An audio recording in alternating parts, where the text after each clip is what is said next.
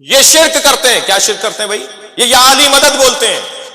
تو بولتے ہیں ہمیں، فیصلہ آپ کریں گے بھائی. ہم بتائیں گے نا کہ ہم یا علی مدد کیوں بولتے ہیں اور کیا بولتے ہیں، کیا سمجھ کے مولا سے مدد مانگتے ہیں. یہ ہم تشریح کریں گے بولنے والے، آپ تو تشریح نہیں کریں گے. ان کا کلمہ علیحدہ ہے، ان کی نماز علیحدہ ہے. مفتی اسحاق صاحب اللہ ان کی مغفرت کرے، ہمارے دیوبندی بھائیوں کے بہت بڑے مفتی تھے فیصل آباد والے، ان کی رحلت ہو گئی پچھلے سال.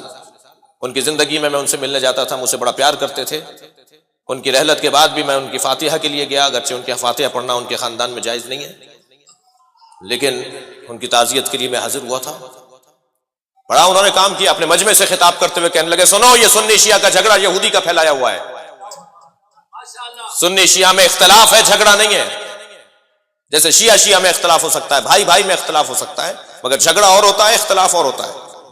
یہ سنی شیعہ کا اختلاف ضرور ہے مگر جھگڑا نہیں ہے. یہ جھگڑا یہودی نے پھیلایا.